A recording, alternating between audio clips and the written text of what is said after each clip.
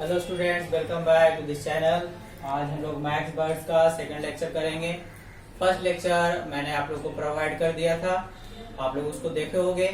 तो ये second lecture मैं कराने जा रहा हूँ। ये सेकंड लेक्चर अगर फर्स्ट लेक्चर अगर आप नहीं देखे हो तो उसको देख लोगे और उसके बाद अगर सेकंड लेक्चर देखोगे तो कहानी ज्यादा समझ में आएगा।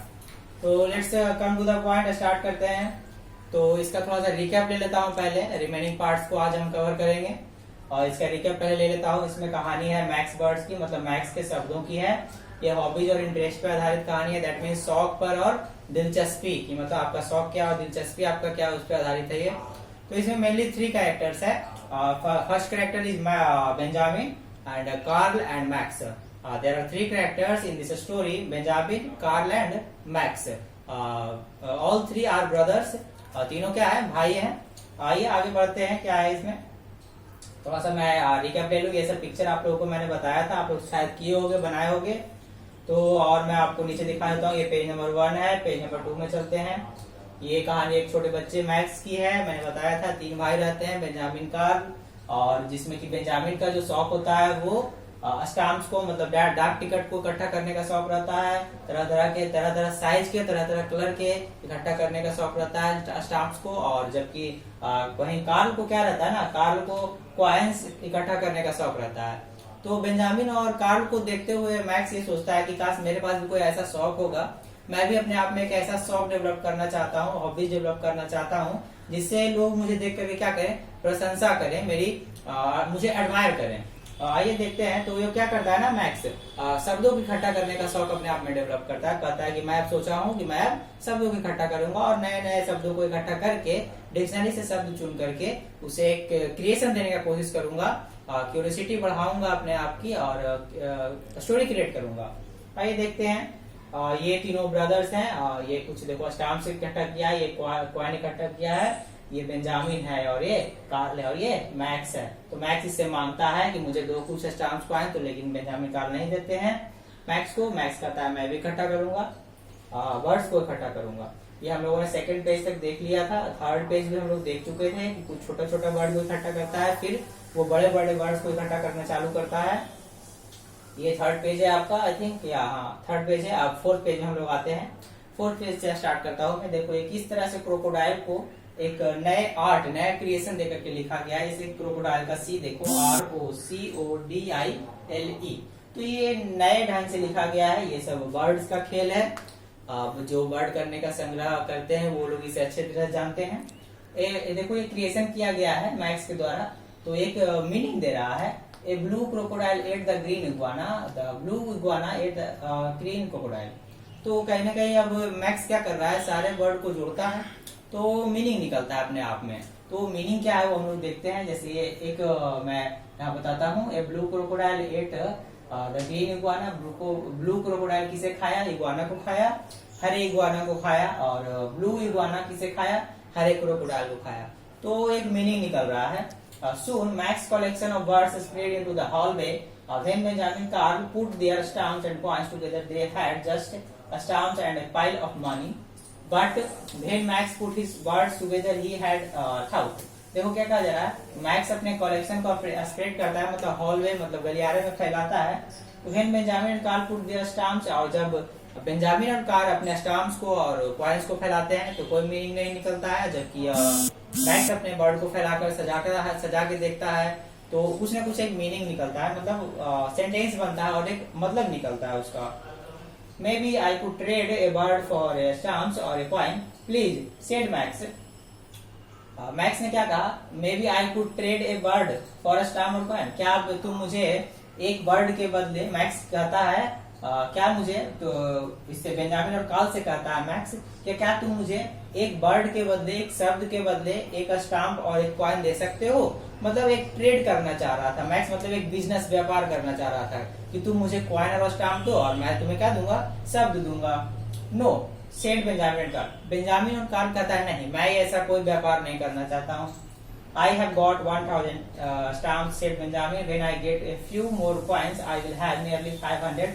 Set Carl. देखो बेंजामिन क्या कहता है ना कि मेरे पास अभी कम से कम 1000 स्टाम्प्स है, और कार्ल क्या कहता है कि मेरे पास अभी और कुछ इकट्ठा करूंगा ना तो मेरे पास करीब 5000 कॉइन्स हो जाएंगे, मतलब नियरली 5000 कॉइन्स मेरे पास इकट्ठे हो जाएंगे। And when I have a few more words I will have a story statement. और देखो मैक्स क्या कहता है कि और जब मैं कुछ और शब्द इकट्ठे कर लूंगा तो एक मैं स्टोरी क्रिएट कर दूंगा। तो कहीं ना कहीं अब तीनों एक दूसरे में कंपैरिजन कर रहे थे कि देखो तुमसे मेरा अच्छा क्रिएशन है। मैक्स कहता है कि मेरे पास कुछ और वर्ड हो जाएंगे तो मैं स्टोरी क्रिएट कर लूंगा। कार्ल कहता है कि मेरे पास कॉइन्स इकट्ठे हो जाएंगे तो करीब 5000 कॉइन्स हो जाएंगे। और बेंजामिन कहता है कि मैं और इकट्ठा कर लूंगा तो करीब 1000 स्टाम्प्स हो जाएंगे। यह story takes a lot of words said Benjamin. Benjamin कहता है कि अरे तुम्हारा स्टोरी में तो बहुत सारा वर्ड चाहिए, उतना इकट्ठा करते करते अब देखो क्या होता है। You don't have enough said Carl.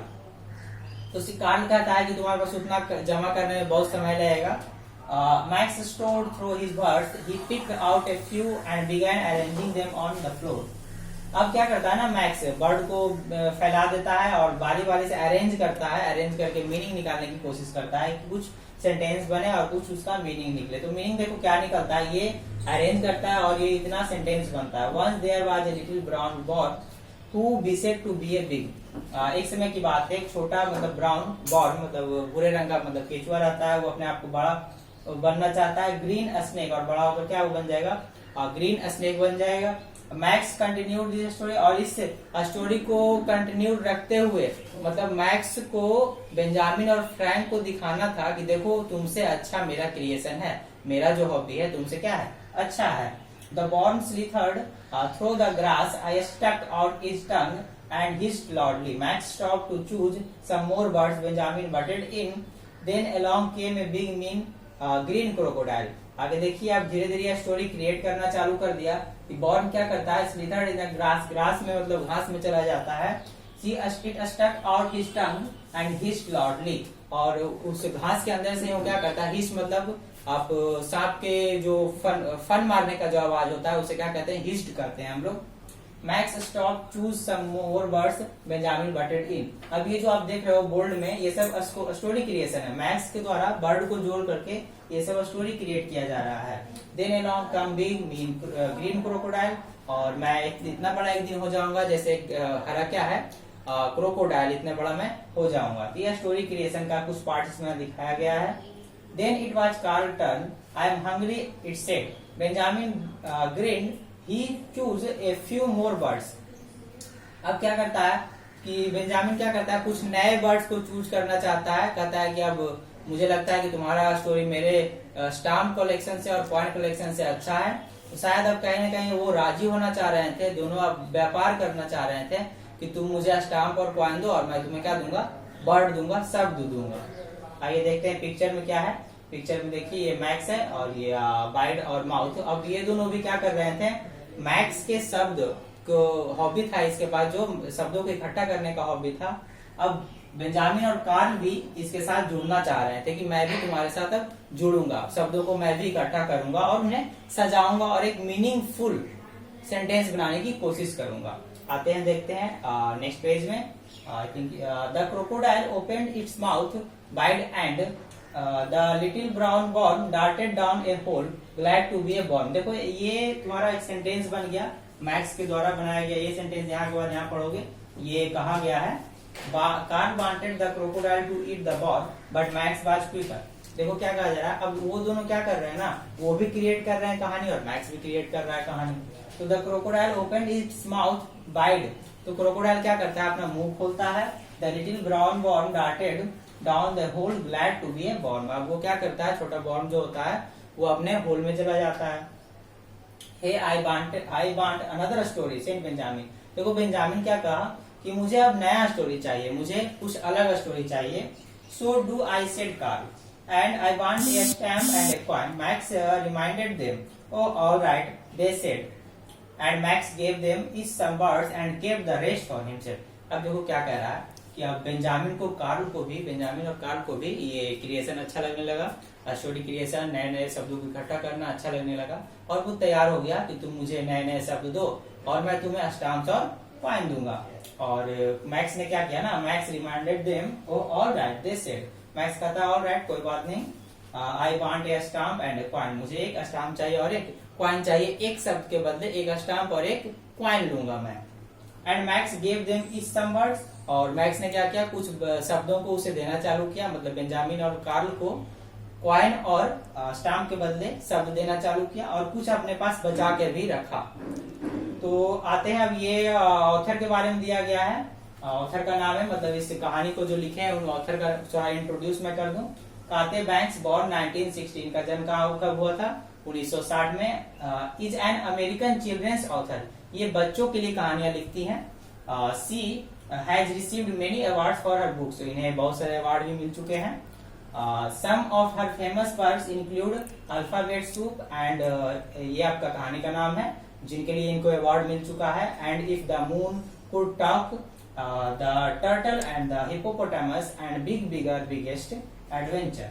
तो इन सब कहानियों के लिए, बच्चों के स्टोरी के लिए इन्हें अवार्ड मिल चुका है।